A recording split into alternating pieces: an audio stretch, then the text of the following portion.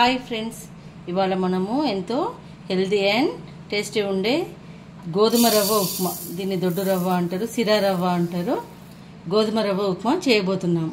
దానికోసం ముందుగా రవ్వను పచ్చివాసన పోయేదాకా వేపుకోవాలి. నేను 1 కప్పు రవ్వ తీసుకున్నాను. పచ్చివాసన పోయేదాకా వేపుకోవాలి. మన రవ్వ వేగడం స్టార్ట్ అయింది. ఇలా తెలుస్తుంది,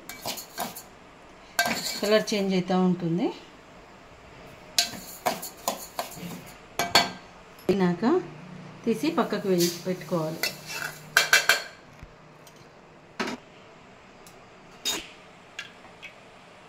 ఆవాలు, జీలకర్ర, మినపప్పు, శనగపప్పు తాలింపు కోసం.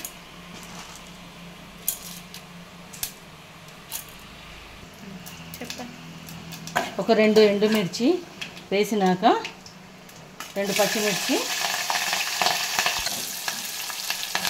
ఉల్లిగడ్డ కూడా వేసి వేగుతున్నప్పుడు పల్లీలు,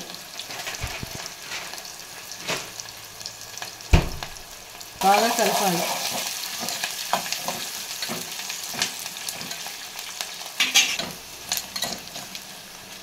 కరివేపాకు వేసినాక వేగినాక మనము ఏ బౌల్ తోటైతే రవ్వ తీసుకున్నామో 1:3 రేషియోలో వాటర్ తీసుకోవాలి. 1:3 1 2 3 వాటర్ తీసుకోవాలి. మన టేస్ట్కి తగ్గట్టు ఉప్పు.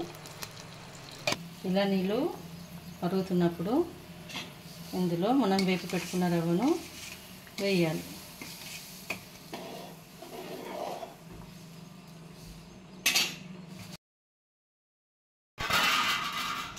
మన ఉప్మా రెడీ అయింది. దీని మీద ఇప్పుడు మనం కొత్తిమీర వేసేసి ఒకసారి కలిపి బంద్ చేసుకోవటమే. ఇది డయాబెటిక్ పేషెంట్స్కి హెల్తీ ఫుడ్ అండి. మీరు కూడా ఇలా ట్రై చేసి ఎలా ఉందో చెప్పండి.